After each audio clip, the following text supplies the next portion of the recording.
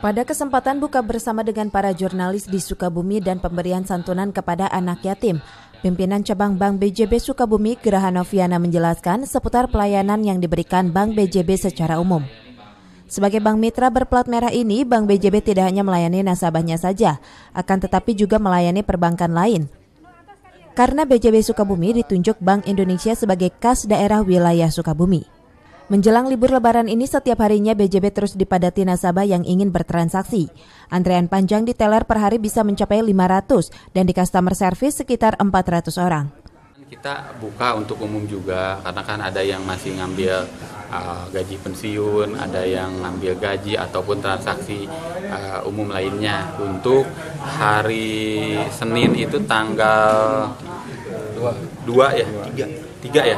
Oh iya, Selasa tanggal 4. Sabtu sekarang juga buka. Ya.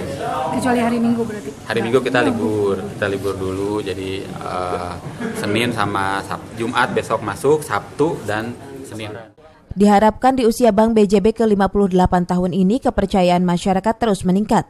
Dilihat dari jumlah nasabah yang terus bertambah jumlahnya dan tercatat 9.000 nasabah yang mempercayakan dan bertransaksi melalui bank milik Pemprov Jabar ini.